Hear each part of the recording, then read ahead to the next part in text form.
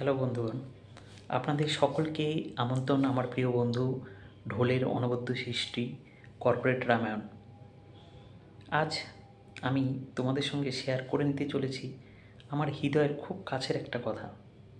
আমার বইয়ের নাম কর্পোরেট রামায়ণ কেন রাখলাম, তার পিছনে আসল অনুপ্রেরণাই বা কী সেই রিজন? না, এটা কোনো মার্কেটিং গিমিক নয়, এটা একবারে ভিতর থেকে উঠে আসা একটা উপলব্ধি, একখানা দার্শনিক সত্য, যেটা আমি দেখেছি, অনুভব করেছি আর বিশ্বাস করেছি। একটু চারপাশে তাকাও, খুব মন দিয়ে দেখো। আজকের দিনে ভারতীয়রা শুধু চাকরি করছে না, তারা বিশ্বকে নেতৃত্ব দিচ্ছে।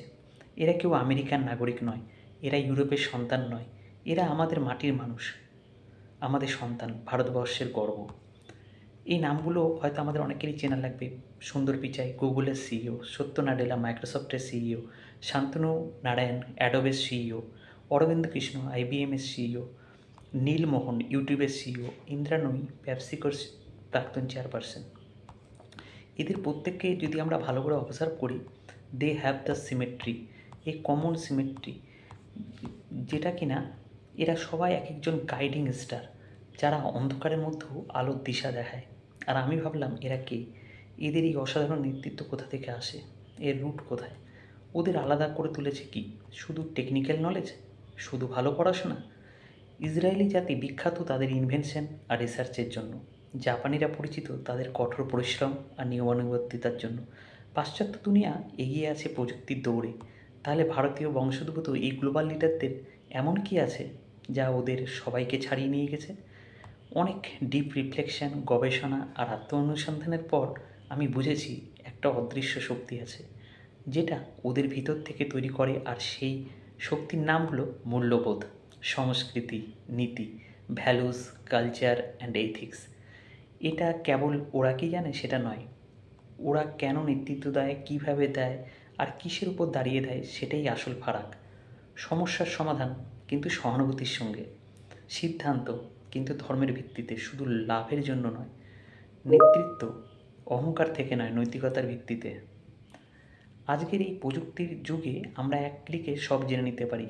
এআই দিয়ে লেখা যায় কোড থেকে কন্টেন্ট, জিপিটি দিয়ে বানানো যায় স্ট্র্যাটেজি, প্ল্যান, ফ্রেমওয়ার্ক, ইউটিউব শেখায় হাজারো স্কিল।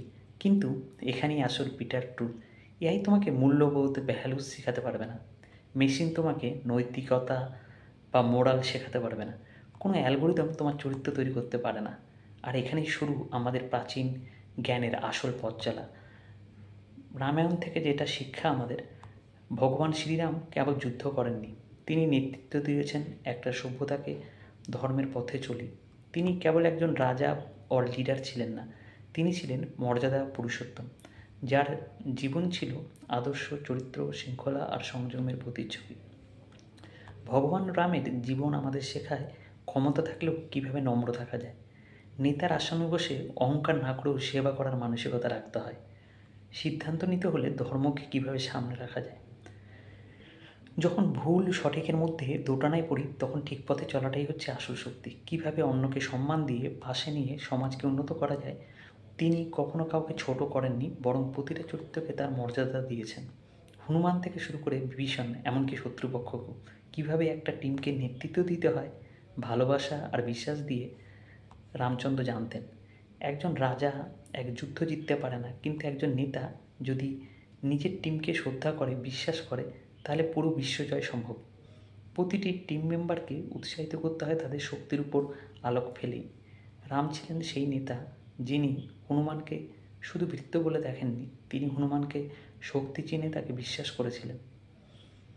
তিনি সবার ভেতরে আলাদা আলাদা গুণ খুঁজে নিয়েছিলেন। নল নীলের ইঞ্জিনিয়ারিং স্কিল, লক্ষণের সাহস ও অনুগত্য, সীতার ধৈর্য ও আদর্শ, সবাইকে নিয়ে তিনি তৈরি করেছিলেন একটি অদম্য টিম। তার নেতৃত্বে ছিল ভিশন, মানে দর্শন, ভ্যালুস, মূল্যবোধ, ভলানারেবিলিটি, মানবিকতা, ভিক্টরি, জয়, সব কিছু একসঙ্গে। প্রথমত, হোয়াই রামচরিতমানস? রামচরিতমানস এই নামটাই বা কেন? বন্ধুরা, তোমরা কি কখনো ভেবেছো এই কাব্যগ্রন্থের নাম রামচরিতমানস কেন রাখা হয়েছে? রামচরিতমানস কোনো সাধারণ রামায়ণ না। তুলসীদাসজি এই নামটা খুব ভাবনা চিন্তা করে হৃদয় দিয়ে রেখেছিলেন। শুধু রামের গল্প বললে তো নাম হতে পারত রামকাহিনী, তবে তুলসীদাসজি নাম দিলেন রামচরিতমানস। কেন? চলো আজ সেটা ভেঙে বুঝি। এই নামের মধ্যে লুকিয়ে আছে এক আধ্যাত্মিক শক্তি, এক নৈতিক বার্তা, যা আজকের যুগেও আমাদের চরিত্র গঠনের আয়না হয়ে দাঁড়ায়। রামচরিতমানস শব্দটার মানে ভেঙে দেখো। রাম মর্যাদা, পুরুষোত্তম শ্রীরামের জীবন, চরিত্র, আচরণ, জীবন দর্শন, রামের কীর্তি, তার আচরণ, নৈতিকতা, যা আমাদের শেখায় কিভাবে জীবনটা মর্যাদার সঙ্গে বাঁচতে হয়। মানুষ, মন, হৃদয়, অন্তরের হ্রদ, মানে আমাদের ভিতরের অনুভব। অর্থাৎ রামচরিতমানস মানে রামের মহান চরিত্রের এক অন্তরঙ্গ হৃদয়ের সরোবর, অথবা রামের কর্ম, আদর্শ ও নীতির আধ্যাত্মিক প্রতিফলন, যা আমাদের অন্তরে প্রতিধ্বনিত হয়। এটা শুধুমাত্র পড়ার জন্য নয়, এটা অনুভব করার জন্য, মন দিয়ে ভাবার জন্য, আর জীবনের পথে প্রয়োগ করার জন্য। রামায়ণ যদি শুধু দেয়ালে থাকে আর হৃদয়ে না থাকে, তাহলে ঘরের নাম রামায়ণ হলেও ঘরের লক্ষ্মীকেও তুলে নিয়ে চলে যাবে। তুলসীদাসজি সংস্কৃতের কঠিন ভাষা থেকে কাহিনীটা টেনে এনে সাধারণ মানুষের মন পর্যন্ত পৌঁছে দিয়েছিলেন। তাই তো নামটা দিয়েছিলেন রামচরিতমানস, একটা আত্মিক সরোবর, যেখানে রামের চরিত্র জলরাশির মতো বয়ে চলে, আর সেই জলে ডুব দেয় সেই পবিত্র হয়ে ওঠে। যেমন শান্তিও জলের হ্রদে আকাশের প্রতিচ্ছবি দেখা যায়, তেমনি এই কাব্যগ্রন্থে প্রতিফলিত হয় রামের সংযম, রামের সহানুভূতি, রামের ন্যায়বোধ আর রামের সাহস। এই কাব্য আমাদের শেখায় কিভাবে রাজা হয়েও নম্র থাকা যায়, কিভাবে সিদ্ধান্ত নিতে হয় ধর্মকে সামনে রেখে, কিভাবে চরিত্র দিয়ে নেতৃত্ব দেওয়া যায় বাহুবলে নয়। বন্ধুরা, রামচরিতমানস কেবল একটা বই নয়, এটা একটা আয়না, একটা জীবন্ত ম্যানুয়াল, যা আমাদের শেখায় কেমন করে গড়ে তোলা যায় এক দৃঢ়, ধার্মিক, শক্তিশালী চরিত্র। এআই দিয়ে হয়তো তুমি কন্টেন্ট তৈরি করতে পারো, ইউটিউব দিয়ে হয়তো স্কুল শিখতে পারো, কিন্তু এআই তোমাকে মূল্যবোধ শেখাতে পারবে না। কোনো অ্যাপ তোমাকে চরিত্র গঠন শেখাবে না, কোনো কোড তোমার অন্তরের শক্তি তৈরি করবে না। আর এখানেই রামচরিতমানস হয়ে ওঠে আমাদের চরিত্র গঠনের ভারতীয় গাইড বুক। রামায়ণ ভারতীয় শৈশবের ডিএনএ। জন্মসূত্রেই প্রত্যেক ভারতীয়র হৃদয়ে গভীরভাবে গেঁথে যায় রামের আদর্শ। রামায়ণের প্রভাব ছোটবেলায় দিদিমার মুখে ঘুম পাড়ানি গান থেকে শুরু করে রবিবার সকালে টিভিতে রামানন্দ সাগরের রামায়ণ দেখা, দুর্গাপূজার ভাষণে, দশেরা রামলীলা মঞ্চে রামের বনবাস, সীতাহরণ, রাবণের বধ, এইসব গল্প শুধু শোনা হয় না, এই গল্পগুলো বেঁচে থাকে আমাদের শিরায়, হৃদয়ে, রক্তে। এটা পড়া নয়, এটা নিজেকে রাম করে তোলা। এই শিক্ষা মুখস্থ করতে হয় না, এই শিক্ষা রক্তে মিশে যায়। আমরা রামায়ণের মূল্যবোধ মুখস্থ করি না, আমরা সেগুলো উত্তরাধিকার সূত্রে পাই। ঠাকুমার মুখে, মা বাবার চোখে, সমাজের চলচ্চিত্রে। বয়োজ্যেষ্ঠদের প্রতি শ্রদ্ধা, সত্য ও ধর্মের পথে অবিচল রাখা, প্রতিশ্রুতি রাখার জেদ, নেতৃত্ব বিনয়, বিপদের সাহস ও ধৈর্য, এই গুণগুলি আমরা শেখার আগেই আমাদের মধ্যে ঢুকে পড়ে, কোনো বই পড়ে নয়, সংস্কৃতি বাতাসে শ্বাস নিতে নিতে শিখি আমরা। এই কারণেই আজ ভারতীয়রা সারা বিশ্বে নেতৃত্ব দিচ্ছে।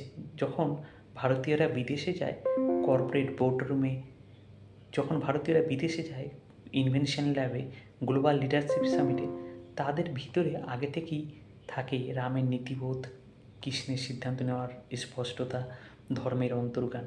আমরা যা স্বাভাবিকভাবে শিখে ফেলি, তাই অন্য দেশের মানুষকে কোর্স করে শিখতে হয়। আর এটাই আজকে সত্য। বিশ্বের বহু এমএনসির মাথায় এখন একজন ভারতীয়, আর সে নেতৃত্ব আসে বই পড়ে নয়, রামচরিতমানস পড়ে, গীতা অনুধাবন করে এবং সংস্কৃতের সুতে ভেসে। এই কারণেই আমি লিখেছি কর্পোরেট রামায়ণ। আমি লিখিনি শুধু বই লেখার জন্য, আমি লিখেছি একটা সেতু গড়ে তুলতে, শাশ্বত জ্ঞান আধুনিক জীবনের মধ্যে। হাজার বছরের পুরনো ভারতীয় দর্শনকে আমি নিয়ে এসেছি আজকের কর্পোরেট বোর্ডরুমে, যেখানে যুদ্ধ হয় প্রতিদিন, কিন্তু অস্ত্র আলাদা। আজকের কর্পোরেট যুদ্ধ মানে শুধু না strategy, competition, target and profit. আসল লড়াইটা এখন উদ্দেশ্য নিয়ে, ধর্মবোধ নিয়ে, ঠিক আর ভুলের মাঝের সূক্ষ্ম বিভাজন নিয়ে, নিজের লাভ নয়, অন্যের কষ্ট বোঝার ক্ষমতা নিয়ে, এমন নেতৃত্ব নিয়ে যা উৎপীড়ন নয়, উদ্ভাসন ঘটায়। রামায়ণ থেকে গীতা এক আত্মজগরণের যাত্রা। আমার লেখার স্রোত নিজে থেকেই গড়িয়েছে রাম থেকে কৃষ্ণে, রামায়ণ থেকে গীতায়। কারণ ভাবুন, কুরুক্ষেত্রের মাঝে দাঁড়িয়ে অর্জুন কি কোনো রিপোর্ট চেয়েছিল, ট্রেনিং চেয়েছিল? না, ওর দরকার ছিল দক্ষতা, ক্ল্যারিটি, ক্লিয়ার কনফিউশন। দিশা, ডিরেকশন, আর সবচেয়ে বেশি দরকার ছিল একজন কৃষ্ণ, যিনি শুধু গীতা বলেননি, বলেছিলেন তুমি উঠে দাঁড়াও, নিজের ক্ষমতা নিজের ভিতরেই খুঁজে নাও। আমরা ম্যানেজার তৈরি করব না, আমরা তৈরি করব সত্যিকারের লিডার। এই যুগের কর্পোরেট বিশ্বে দরকার সেই সব নেতা যাদের ভিতর থাকবে লক্ষ্য কিন্তু অহংকার নয়, লক্ষ্য কিন্তু অহংকার নয়, নীতি কিন্তু জেদ নয়, শক্তি কিন্তু সেটা শান্তির ভিতর থেকে। আমার বই কর্পোরেট রামায়ণ টু গীতা কোনো ম্যানুয়াল নয়, এটা একটা মিশন যার উদ্দেশ্য নৈতিকতার পুনর্জীবন, সংস্কৃতির পুনর্গঠন, নেতৃত্বকে ভিতর থেকে পাল্টে ফেলা। আমরা শুধু পদে উন্নত চাই না, আমরা চাই নীতির উন্নতি। আমরা শুধু কেরিয়ার গড়ি না, আমরা গড়ি চরিত্র। কারণ আসল সাফল্য তো বাইরে নয়, সেটা জন্মায় ভিতর থেকে। চলুন একসাথে যাত্রা শুরু করি রামের আদর্শ থেকে কৃষ্ণের জ্ঞান পর্যন্ত। এই পথটা শুধু বাহ্যিক নয়, এটা আত্মার পথ। দেখা হবে কর্পোরেট মহাভারতের পরের অধ্যায়। সেই পর্যন্ত ভালো থাকুন, টাটা, বাই বাই।